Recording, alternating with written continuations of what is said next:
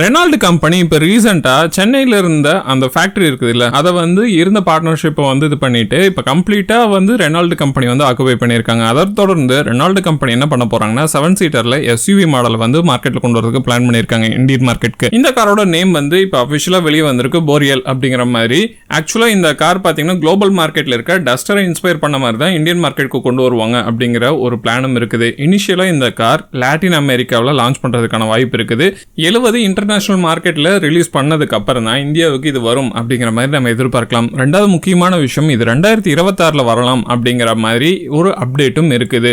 So wait பண்ணி தான் பார்க்கணும். டஸ்டர் கார் நம்ம இந்தியன் மார்க்கெட்ல ஒரு ரொம்ப ஃபேமஸான காரா இருந்துச்சு. இங்க டஸ்டர்னு இருக்கும், அங்க டெரினோன்னு இருக்கும், அவ்வளவுதான் வித்தியாசம். ஆக்சுவலா பாத்தீங்கன்னா ரெண்டுமே நிசான் ரெனால்ட் ரெண்டுமே பாத்தீங்கன்னா ஒரே மாதிரியான கார்களை தான் மார்க்கெட்ல ரிலீஸ் பண்ணிட்டு இருப்பாங்க. ஸோ அதை தொடர்ந்து பாத்தீங்கன்னா நிசான் கம்பெனிலையும் இந்த டஸ்டர் கார் வரதுக்கான வாய்ப்புகள் நிறையவே இருக்குது. ரெனால்ட் கம்பெனி ரொம்ப வருஷமா நம்ம மார்க்கெட்ல ஸ்ட்ரகிள் பண்ணிட்டு இருக்காங்க. அந்த ஸ்ட்ரகிளை இது பேலன்ஸ் பண்ணுமா அப்படிங்கறத வெயிட் பண்ணி தான் பார்க்கணும். ஓகே நண்பா, இந்த வீடியோ அவ்வளவுதான். இந்த வீடியோ உங்களுக்கு பிடிச்சிருந்துச்சுன்னா எப்போ சொல்ற மாதிரி தான் மறக்காம லைக் ஷேர் கமெண்ட் பண்ணுங்க. அடுத்த வீடியோல சந்திக்கலாம். டாடா.